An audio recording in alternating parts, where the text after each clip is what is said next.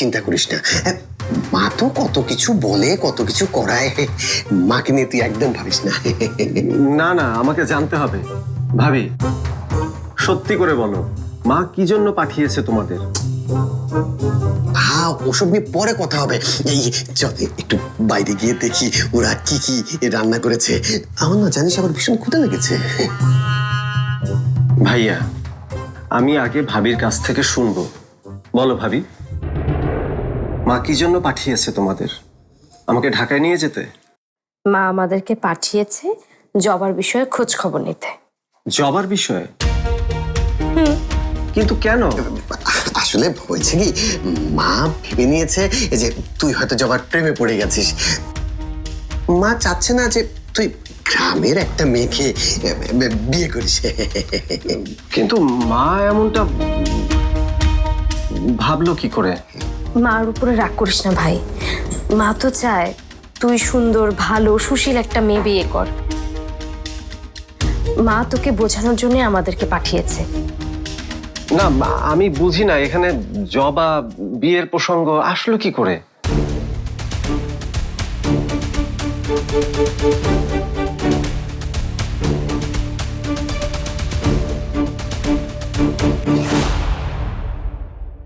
আহা কি আনন্দ আকাশে বাতাসে, আহা কি আনন্দ আকাশে বাতাসে, শাখে শাখে পাখি ডাকে, কত শোভা চারিপাশে, শাখে শাখে পাখি ডাকে, কত শোভা চারিপাশে, আহা কি আনন্দ আকাশে বাতাসে।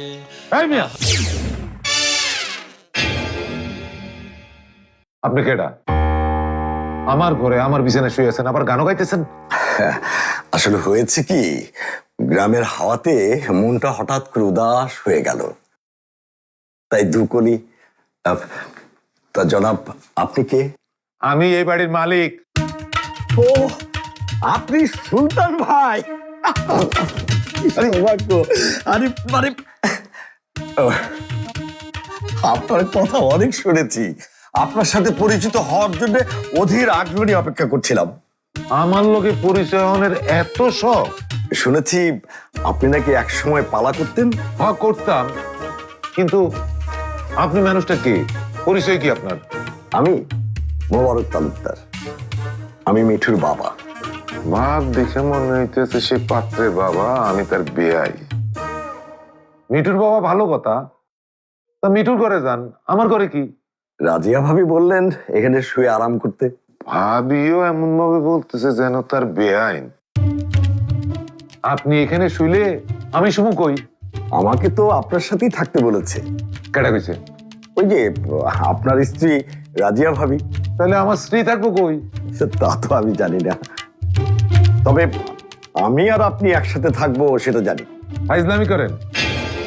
আমরা কি বেয়া হয়েছি যে আমার লোকে ফাইজলামি করেন? না, তা হয়নি। কিন্তু হইতে কতক্ষণ, তাই না? তা ঠিক, কিন্তু বিষয়টা কি তা আমি বুঝতে পারবো না, তাই তো ভাবতেছেন? জানি জানি কোন মতলবে আপনারা আসছেন, সব আমি জানি। আপনি জানেন? হ্যাঁ জানি, লগে এটাও জানায় দেই, আপনাকে মতলব কোনোদিনই সফল হইব না। শুয়া শুয়া গান গাইয়া আর গ্রাম দেখা বিদায় হন। আমার মায়ের বিষয়ে আমার এই ভাবতে দেন। রাজিয়া, রাজিয়া, রাজিয়া! কত বড় ফাজিল! আমার ঘরে শুয়া গান গায়, আবার আমার মাইয়ারে পোলার বউ কইরা ঘরে নিতে চায়। আমি বাইসা থাকতে কোনোদিন হইতে দেবো না।